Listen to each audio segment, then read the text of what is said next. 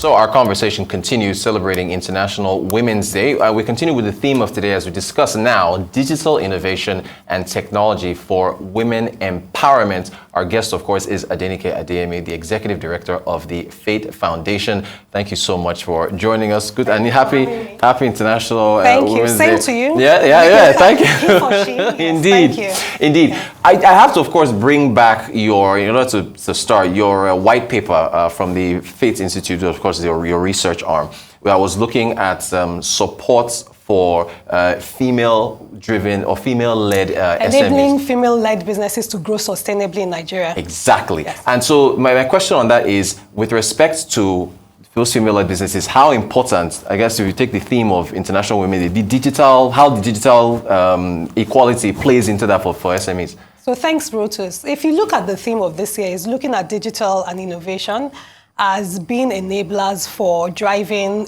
equality for women. But I'll even add the part of equity and the role that technological innovation can play to help a business, particularly a woman-led, woman-run, woman-owned business, to take the opportunities that technology and innovation can help her to acquire the skills to be able to start and build a business that she wants, to access finance, access markets, access networks, access mentors, and even to understand the policies at play for her space and to enable and be part of it, and even to get data. And that's what digital and innovation does. It reduces the barriers that a woman coming into running a business can face, because yes, women do face barriers. The barrier to start a business is significantly lower for women, and I can speak mostly to Nigeria, of which we have the data.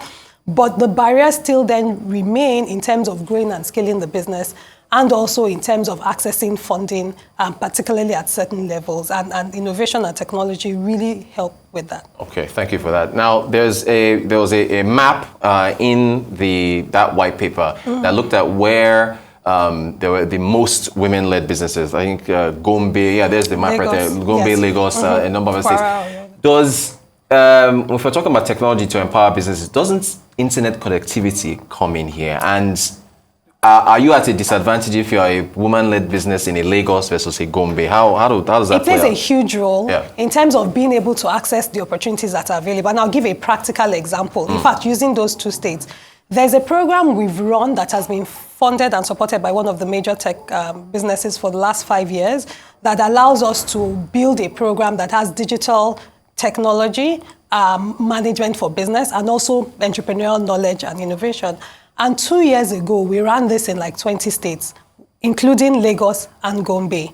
And what we even do is we provide data support. And this is a program that we ensure to have 50% female entrepreneurs, usually between the ages of 18 and 40. It's a 6 to 8 week program.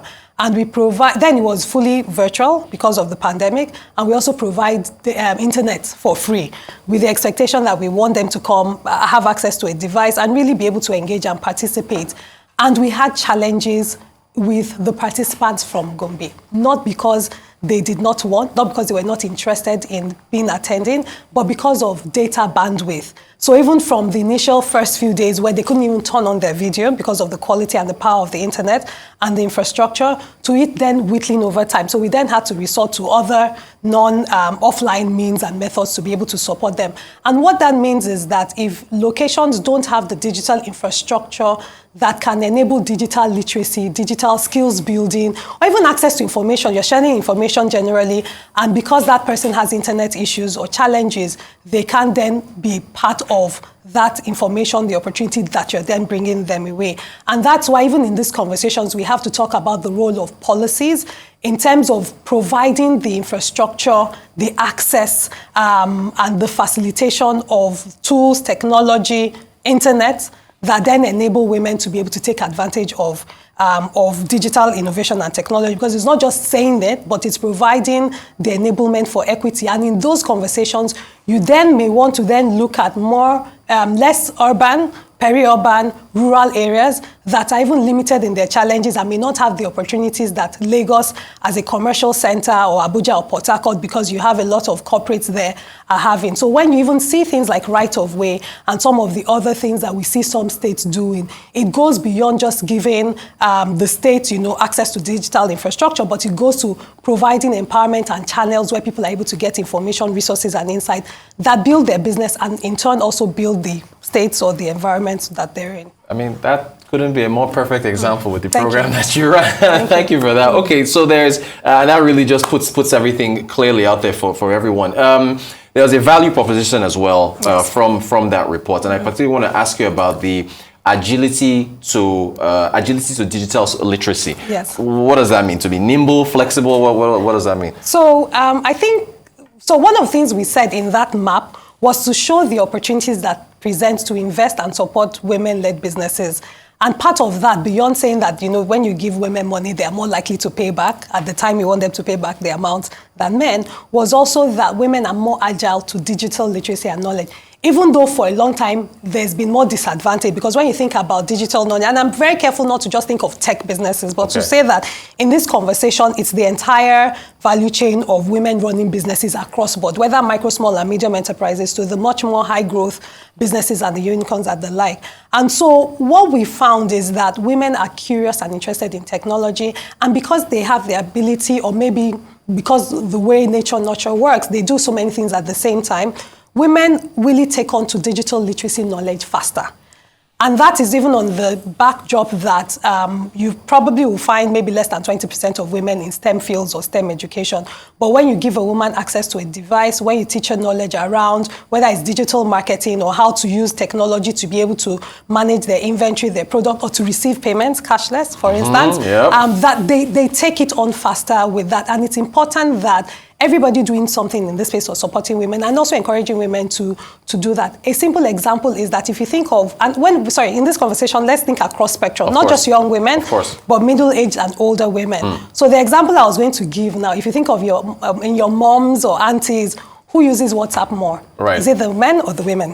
Gotcha. The women more will do that. Yeah. And they're the ones that, you'll see on Facebook more and all of that. So one of the things we've realized is that even in our programming, in our design, for everything that we do, we also see these trends and you say, okay, if women take on to, for instance, a platform like WhatsApp faster, let's use that as a channel to be able to build community, engage, and pass on information.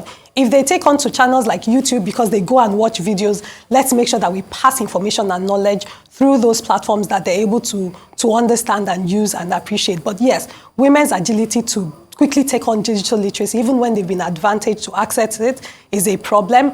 But to support them, you take on that as a strong value proposition to better enable them and use insights across whatever area you want to help them to support their business. Great stuff. So who's teaching? I mean, is it you, Faith Foundation? Is it the government? Or, you mentioned YouTube, self-help? Who's doing the teaching for digital All of the above. We definitely run different programs from our Aspiring and Emerging Entrepreneurs program that we've been doing this for 23 years and counting. But it's the same way you map the education ecosystem. What the government does is, from a policy perspective, should provide the open field where you look at what is the standard curriculum. So the charge for government will be to say that at our educational system across board, from primary school up to post-university, what is the element of digital knowledge and literacy in that, and how do you encourage and facilitate players? Particularly not just private sector, but public schools, public school education, and government, not just at the federal level, but at the state level. Then even in terms of the areas of organizations like ours that teach and support entrepreneurs, you're saying that you have to be able to find a way to help them to think of digital literacy, not just in digital marketing, which people think of social media, but just in how can I understand my knowledge, how can I design and build my business to be able to adapt that. I'll give an example for one of our entrepreneurs, Saudat Salami, who runs a business called Easy Shop, Easy Cook. She saved me during the pandemic and during these cashless prices, because what she does is also creates businesses for other women in the value chain that sell pepper, tomato, egusi, onions. And then for somebody like me, I order my food and services from her, from her business, and then, I don't have to go to the market to be trying to transfer money. And so in understanding that women, we need to present the knowledge and the training in a way that allows women-owned businesses, women-led businesses to use digital knowledge and literacy across the different aspects of their businesses to get money, to create a business plan, to be able to access their market, know where their potential customers are, understand the data, or to even manage their businesses offline and online. And I want to quickly take a look at the white paper also listed some challenges, and we've had you on to talk about the challenges, access to finance, mindset. What is the, as we look at the list of the challenges, what's the most troublesome one to Top get would back? always be access to finance. Okay. Because there are more financing opportunities for women. I would say that they've come more increasingly and very targeted at women-led and women-owned businesses. But growth finance continues to be a challenge. I always go back to the SMEs data that looks at how, yes, we do have women in business, but a lot of them are nano and micro businesses. But when you look at the high growth businesses, you have less than a quarter that, of women-run businesses at the growth stage. You also look at even tech businesses where you look at those that have access funding, and still less than 10%. I think even about 6.5% as at 2021. And so you're then saying, what are the barriers to women accessing financing? The institutional and cultural barriers. She goes to a bank, she wants a loan, the bank is asking for collateral, but there are cultural issues and policy issues that make it harder for a woman to own landed property. And if she can't own landed property, she can't present C of O for that. The other thing is around ownership, right? And the woman comes, she said, well, I'm the one that founded this business and lead the business, but the financing institution say you don't own the business fully, because when you needed money, you had to maybe get from your husband, your brother, other people, and they took about 50 to 60% of the business. So yes, you founded the business, you run the business, but you can't do that. And so even in the knowledge that digital literacy also creates, is that creating different channels of learning, of information that help them understand what the barriers to them raising finances.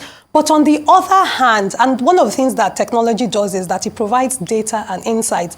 And we've always touted this data around how women are more bankable than men, but we're not using that data. Right. We're not using that information to then redesign funding programs. The other angle is also then saying that what are the other forms of innovative financing that you can use?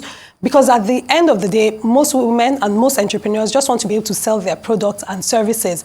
And so rather, if cash is a problem to give out, can you provide access to market? Can you provide platforms where they're matchmaking platforms for people that want to sell their products, their services, and then for them to meet with buyers?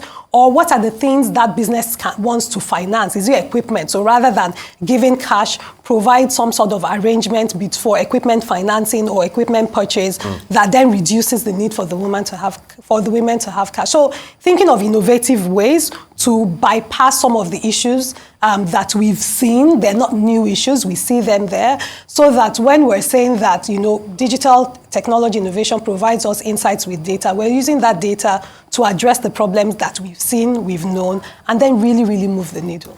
You guys are doing great work, and it's always a pleasure having you to talk Thank about you for these. having me. We're going to have you more, not just on No International Women's Day. The Executive Director of the Faith Foundation, Adenike Adeyemi, thank you so much for your time. Thank really you, appreciate Rotus. it. Thank you so much.